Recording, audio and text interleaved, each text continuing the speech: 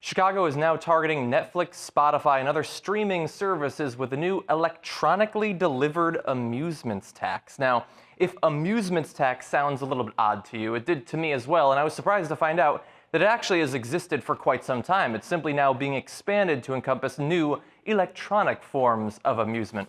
Chicago's municipal code has long imposed a tax on amusement activities within the city, ranging from rodeos to bowling. This ruling expands that definition to paid services online, making Chicago the first municipality in the country to begin levying such a tax. So yes, they already existed for traditional forms of entertainment. They're simply now updating it, I suppose. Now let's talk a little bit more in depth about it.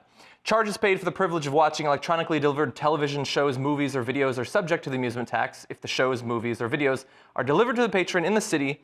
Charges paid for the privilege of listening to electronically delivered music are subject to the amusement tax if the city is delivered to a customer in the city.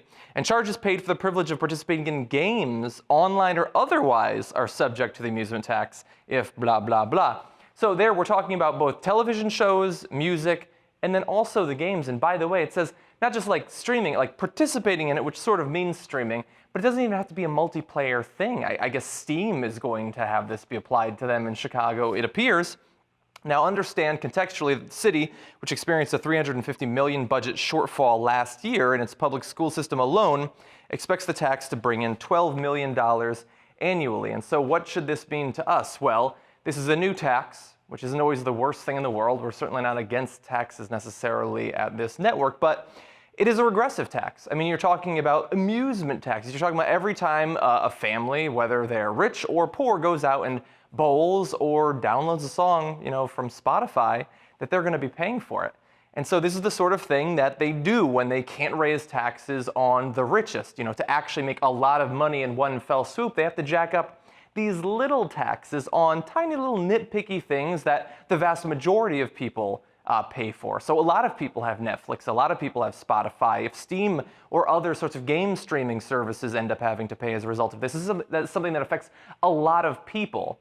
Now, the actual amounts that we're talking about, is it a lot of money? No, we're talking about less than 10%, something like 9%. And so for Netflix, for Spotify, you're literally talking about $1 a month. And so would most people have even noticed it necessarily? Perhaps not. But this is Chicago, and this is just the first try. If they can do 9% this year, could they do 20 or 30% next year? What about another city? What about DC or LA or New York City? What if they also have budget shortfalls that they need to fill?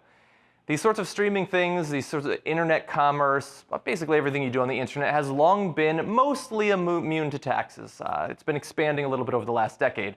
But that's the new frontier for taxation. If they are unwilling to raise actual taxes that can raise a lot of money, income taxes, payroll taxes, things like that, then this is what they're going to do. They're going to come for your entertainment, they're going to come for your shows, they're going to come for your streaming video games. I can feel it already. Anyway, if you disagree with me, if you think that I'm making too much out of one city's experimentation with amusement taxes for things delivered electronically, feel free to let me know.